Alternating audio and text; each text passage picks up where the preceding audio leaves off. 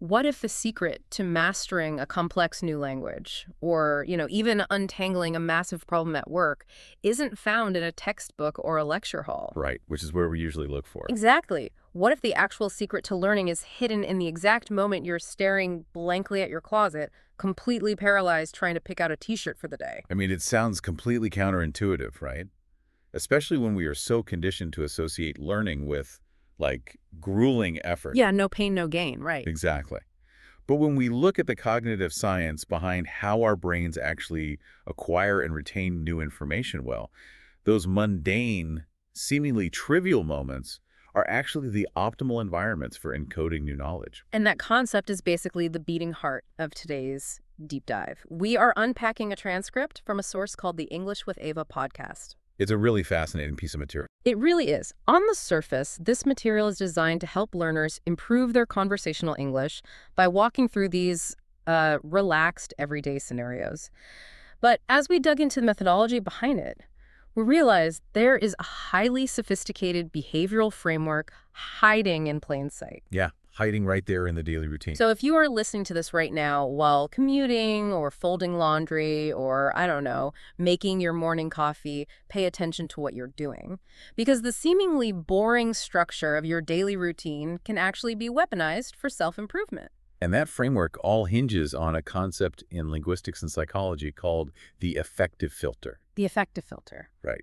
To understand why a mundane routine is so powerful, we really have to look at how stress physically blocks the brain from learning. I want to dig into that mechanism because usually language learning feels like this giant, intimidating mountain. You're staring up at conjugation tables and flashcards, and the instructor basically says, well, start climbing. Oh yeah, it's terrifying. But the source material here takes the exact opposite approach. Ava explicitly states her goal is no pressure, no difficult grammar, just real English for real life. So how does lowering the stakes actually change what the brain absorbs? Well, think about what happens when you are put on the spot to perfectly conjugate a verb in a foreign language, or like solve a complex math problem in front of a room full of people. My hands start sweating just thinking about it. Exactly. Your body literally perceives that social pressure as a physical threat. Cortisol floods your system. Ah, the stress hormone. Yep. That fight or flight response essentially puts a wall up in your brain. It starts prioritizing immediate survival over long-term memory formation. Wow, okay. And that wall, that is the affective filter. When it goes up, the new information just bounces right off. So you're physically incapable of taking it in? Pretty much. But by tying the learning process to something completely non-threatening, like making a cup of coffee or just looking out a window, we keep that cortisol response dormant. The affective filter drops, and the neural pathways remain wide open to receive new data. So the brain stops playing defense, and it can actually focus on building something new. Exactly. And because the source material maps out this low-stress approach chronologically, it starts exactly where our brains are usually the most vulnerable to stress, which is the morning wake-up struggle. Oh, the worst part of the day. Right. The presenters in this transcript, Emma and Liam, are brutally honest about how difficult those first few minutes of the day can be. Which is great because they establish a baseline of reality that most educational materials completely ignore. They really do. I mean, Emma confesses that the moment her alarm goes off, she immediately starts negotiating with herself. We've all been there. She makes that classic promise that, 5 more minutes won't hurt, which inevitably turns into a 15-minute snooze cycle. Naturally. But Liam, on the other hand, describes an entirely different cognitive trap. He talks about standing paralyzed in front of his closet for 10 minutes because simply choosing a piece of clothing feels like a monumental life decision. Which is a textbook illustration of decision fatigue. And it's happening before he has even left his bedroom. It's just wild to think about it that way. Every choice we make drains a tiny bit of our executive function. By the time you wake up, your brain is just trying to boot up its operating system, demanding it to sort through variables like what's the weather, what fits, what's actually clean. It can cause a system overload. And their wake-up styles diverge even more after that. Emma needs a very gradual transition. She prefers a slow stretch, and the source highlights opening a window for fresh air. Which is one of their target vocabulary phrases, actually. Right, exactly. But Liam wakes up with his brain already running at maximum speed. He says his eyes open, and suddenly he's remembering emails, work tasks, just everything he forgot to do the day before. Yeah, that racing mind is another form of cognitive overload. The brain is trying to process the entire day's anxieties all at once. To combat that, Liam uses a specific strategy that caught my eye. He uses a mantra, just do the next small step. I love that. Yeah, he doesn't let himself think about the afternoon meetings or the evening commute. He forces his focus entirely onto the physical act of making toast and eggs. Right, grounding himself in the immediate moment. And he also sets a hard boundary. He remains completely silent before his morning coffee, and only after that is he ready to talk to the world. It's an incredibly effective coping mechanism because it shrinks his reality down to a manageable size. He's artificially limiting his required processing power. Now, to get the audience applying this, the source actually asks listeners to interact by categorizing their own mornings. You have to decide if you are A, someone who wakes up full of energy. Whoever those people are. Right, mutants. Or B, someone who needs a lot of time before feeling awake. Or C, someone who compulsively checks their phone the second their eyes open. And they just ask for a letter and a single short sentence explaining why. Notice the architecture of that exercise, though. They aren't asking the learner to generate an abstract thought or debate a complex topic. No, it's very simple. Right, they are asking them to identify a visceral lived reality. By categorizing their own morning, the learner's practicing active recall, but the cognitive load is incredibly low because the subject matter is just their own identity. But, okay, let me challenge this approach for a second, because I can hear an ambitious learner pushing back here. Liam's mantra of the next small step is great for making breakfast, but if we apply that to learning, if we only learn the vocabulary of our immediate basic morning struggles, aren't we kind of trapping ourselves in survival mode? I mean, Well, to truly master a skill, don't we eventually have to force ourselves into uncomfortable territory and grapple with the difficult, complex stuff? that is a very common concern, yeah.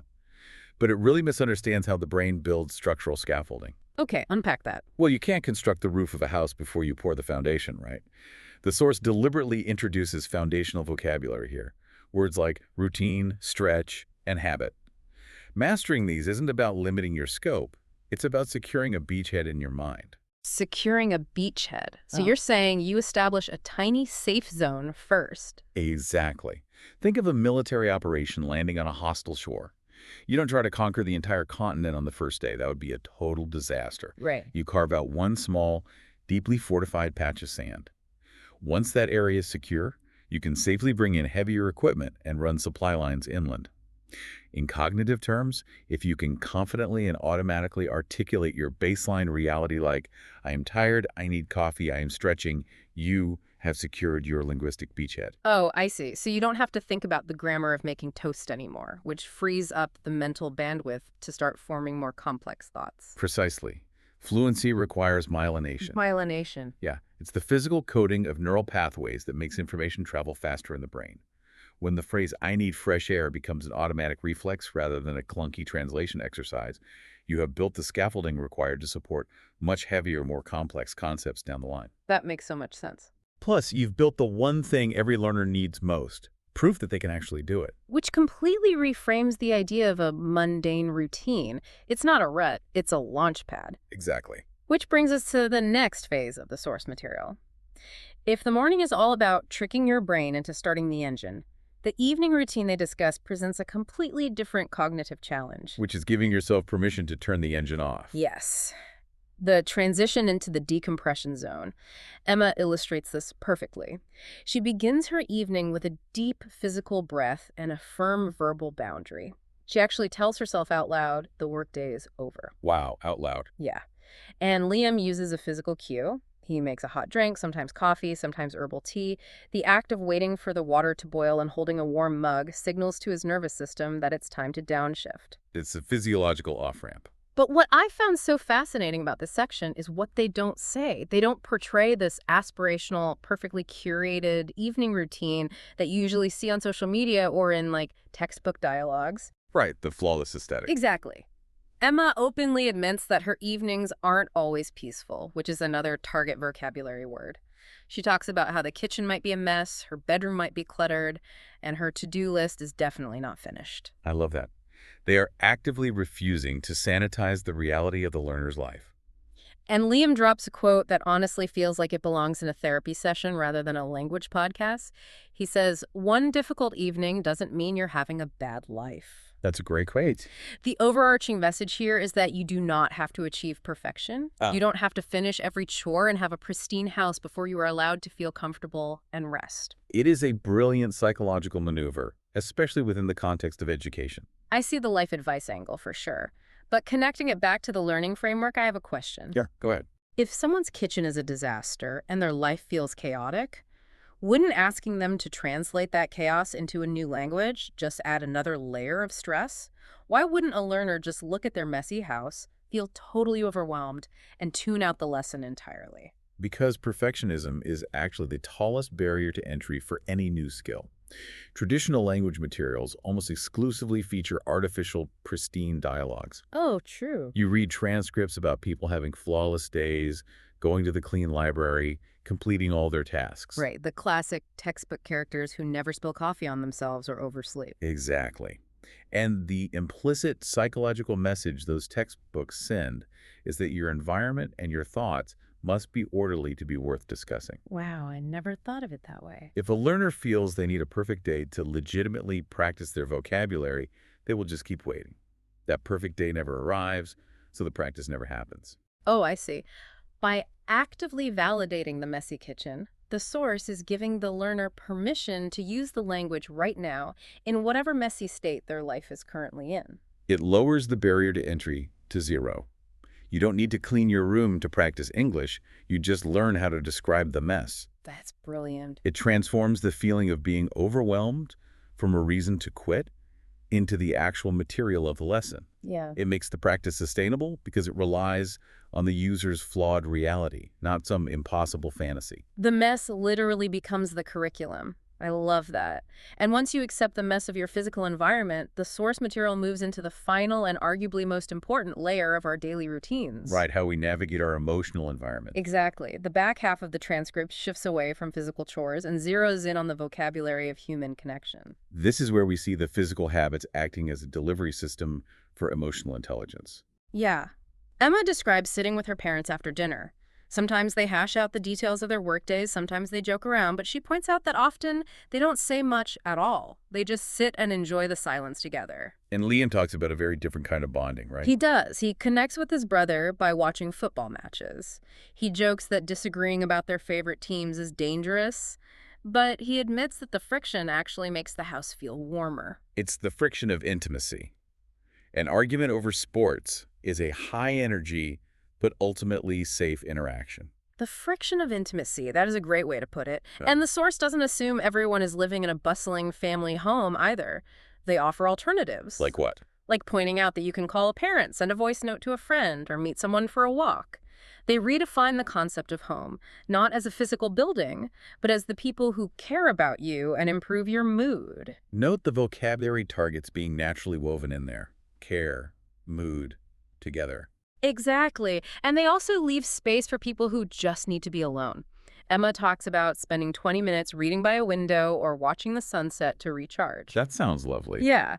And Liam's solo routine is to put on headphones, listen to music, and write down one positive thing about his day. Just one thing. Just one. It doesn't have to be massive. It could be that he learned something new, helped a stranger, or simply that he kept pushing through a difficult afternoon when he was just exhausted. It's basically a micro-journaling practice focused on gratitude. Yes, and the source claims that doing this, just describing these emotional states in 5 or 6 simple sentences every day, results in massive improvement over time. It does. But I'm trying to wrap my head around mechanics of that. If I'm writing down, I loved watching the sunset, or I argued with my brother about football in a new language, what is actually happening in the brain? Does the emotional weight of those memories actually help the linguistic mechanics stick, or is it just, a nice journaling exercise? It is arguably the most powerful mechanism for retention the brain possesses.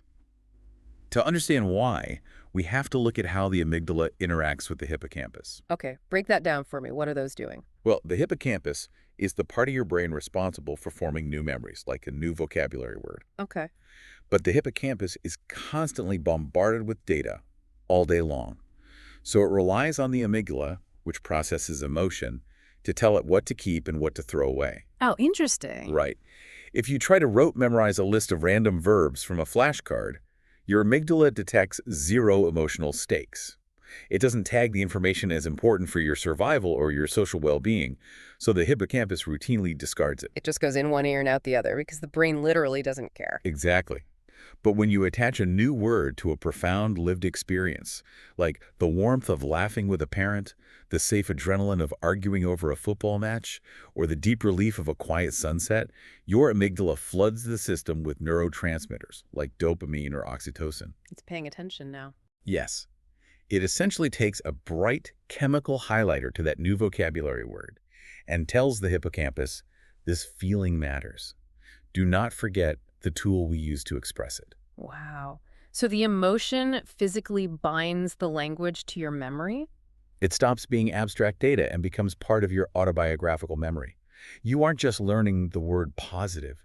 You are encoding the actual feeling of resilience you felt when you survived a hard day. That is wild. That is why writing those 5 or 6 sentences works so well. Right. It is a highly efficient way of chemically highlighting the language you want to retain. It's practically acting as a Trojan horse. You think you're just reflecting on your day, but you're actually tricking your brain into permanently storing the grammar. Tricking the brain by giving it exactly what it wants, meaningful connection. That brings a completely different weight to this entire discussion. Looking back at the journey we've taken through this transcript, the English with Ava podcast isn't just handing out a blueprint for learning a language. Not at all. It's handing out a blueprint for recognizing the value in your own life. You don't need a grand cinematic adventure or a pristine, perfectly organized schedule to validate your day or to master a new skill. The mundane moments are literally the engine of our cognitive growth. And I really want to throw a challenge to you, the listener, right now. Look at the invisible rhythms of your own day. Pay attention to them. Yeah. Tomorrow morning, when you find yourself staring blankly into your closet, or when you're making that cup of tea to transition away from your inbox, don't view those moments as failures of productivity or annoying obstacles. Recognize them for what they are.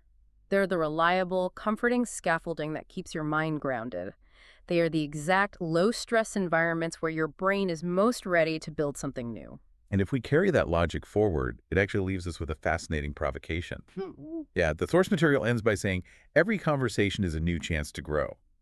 But what if we took this framework beyond language learning and applied it to the most intimidating, complex problems in our lives? How do you mean? Well, when we face a massive crisis at work or a deeply tangled conflict in a relationship, our instinct is to look for a highly complex, sophisticated solution. Right, we overcomplicate it. We tense up, the affective filter goes up, and we just get paralyzed. What if the secret to untangling those massive knots isn't finding a grand solution, but forcing ourselves to explain the problem using only the foundational basic vocabulary of our morning routine? Oh, wow. Stripping away all the jargon and the panic until it's just a series of microactions. Exactly. Lowering the stakes, embracing the messy kitchen of the problem, and just asking yourself, what is the next small step?